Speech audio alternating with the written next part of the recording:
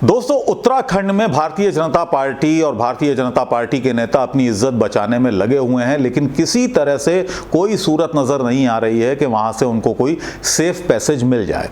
हालांकि इस बीच जो खबर है वो हम आपको दे दें कि पुष्कर सिंह धामी नए मुख्यमंत्री होंगे उत्तराखंड के, यानी 4 महीने में तीसरा मुख्यमंत्री उत्तराखंड अब देखने जा रहा है। आज ही शायद उनकी शपथ भी हो जाएगी।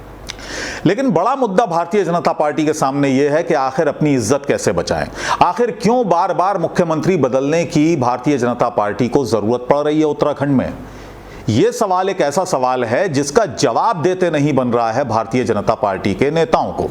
दरअसल पहले त्रिवेंद्र सिंह रावत को हटाया। त्रिवेंद्र सिंह रावत से कहा गया कि नाराजगी वहां पर बहुत ज्यादा थी, भारतीय जनता पार्टी के नेताओं को बहुत ज्यादा थी, जनता को बहुत ज्यादा थी। दूसरी परेशानी भारतीय जनता पार्टी के लिए यह है कि कुल 56 विधायक हैं भारतीय जनता पार्टी के, और उन 56 विधायकों में 10 विधायक ऐसे हैं जो मुख्यमंत्री के दावेदार हैं। तो अब यह सबसे बड़ी मुश्किल भारतीय जनता पार्टी के सामने है। अब यही 10 विधायक एक दूसरे की टांग खींचने में लगे रहते हैं, एक दूसरे की इमेज बिगाड़ने में लगे रहते हैं, और इस वजह से वहां पर पार्टी को बार बार मुख्यमंत्री बदलना पड़ता है। पहले त्रिवेंद्र सिंह रावत को बदला, उसके बाद तीरथ सिंह रावत को बनाया, जो सांसद थे उनको बनाया। उनके सामने यह संकट खड़ा हुआ कि वो कहीं हार ना जाएं, क्योंकि 6 महीनों में उन्हें चुनाव लड़ना था विधायक का। पार्टी को लगने लगा कि जो 2 सीटें चुनी थी हल्द्वानी और गंगोत्री की, वहां से तीरथ सिंह रावत हार जाएंगे। इसके अलावा तीरथ सिंह रावत के नेतृत्व में पार्टी को यह भी लगने लगा कि अगर तीरथ सिंह रावत के नेतृत्व में पार्टी चुनाव में जाती है अगले साल, तो पार्टी को हार का सामना करना पड़ सकता है। तो ये तमाम सवाल थे जिसकी वजह से तीरथ सिंह रावत एक गले की हड्डी बने हुए थे पार्टी की।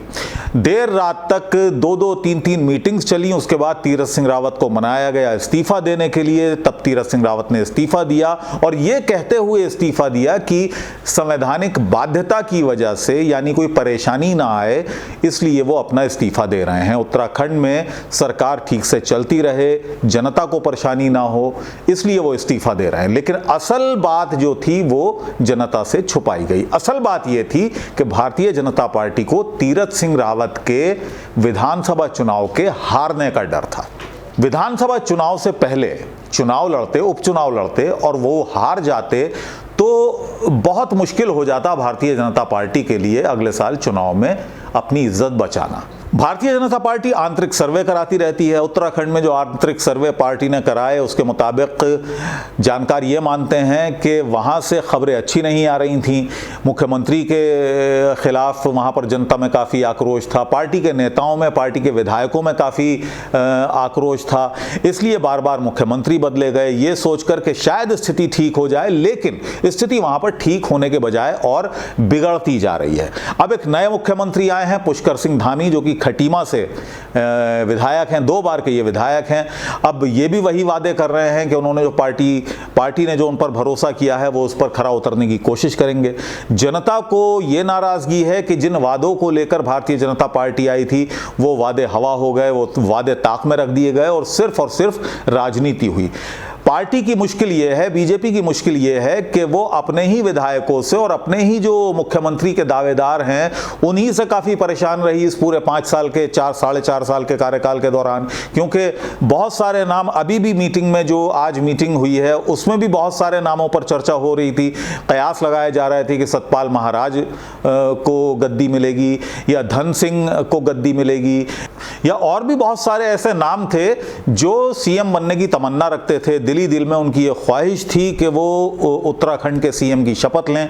तो पार्टी के लिए यही जो अंतर्कलह थी, जो खींचतान थी मुख्यमंत्री पद को लेकर, वो एक सरदर्द बनी हुई थी। खैर, उसका तो पटाक्षेप हो गया कि अब पुष्कर सिंह धामी वहां के मुख्यमंत्री होंगे। कितने दिन तक चलेंगे ये कहना मुश्किल है। लेकिन सबसे बड़ा सवाल यहां पर यह है भारतीय जनता पार्टी के सामने तो कि चेहरा तो चलो बदल दिया, मुख्यमंत्री का नया चेहरा उन्होंने दे दिया उत्तराखंड को, लेकिन अगले साल वहां पर चुनाव होने हैं 2022 में। 2022 में जब उत्तराखंड के लोग उनसे पूछेंगे कि आखिर क्या वजह थी जो 3-3 मुख्यमंत्री वहां पर इस कार्यकाल के दौरान बदले गए, तो भारतीय जनता पार्टी के पास क्या जवाब होगा।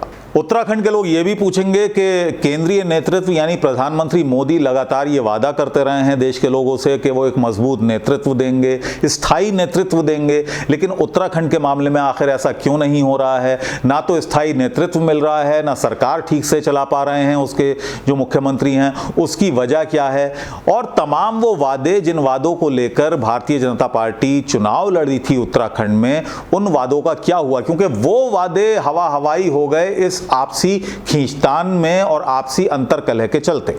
बीजेपी कोई भी एक ऐसा चेहरा नहीं दे पाई है उत्तराखंड को, ऐसा कोई मजबूत व्यक्ति नहीं दे पाई है जिसकी लीडरशिप में बीजेपी वहां पर आगे बढ़ पाए, वहाँ पर सरकार चल पाए या सरकार को वो नेता चला पाए। और सबसे बड़ी चीज़ ये है कि बीजेपी लोगों में ये विश्वास पैदा नहीं कर पाई है कि उनकी तरफ से जो मुख्यमंत्री दिया गया है वो उत्तराखंड को सही दिशा में, विकास की दिशा में ले जाएगा। यानी लोगों को अभी तक पार्टी पर, पार्टी के नेताओं पर, उत्तराखंड के नेताओं पर यह भरोसा नहीं हो पाया है। पुष्कर सिंह धामी को मुख्यमंत्री तो बना दिया है, लेकिन आने वाला जो चुनाव है 2022 का जो चुनाव है, क्या पुष्कर सिंह धामी इतना बड़ा चेहरा भारतीय जनता पार्टी का उत्तराखंड में बन पाएंगे कि 2022 का चुनाव भारतीय जनता पार्टी उनके नेतृत्व में उत्तराखंड में लड़ सके, उनके चेहरे पर लोग वोट दे देंगे? ये कहना बड़ा मुश्किल काम है।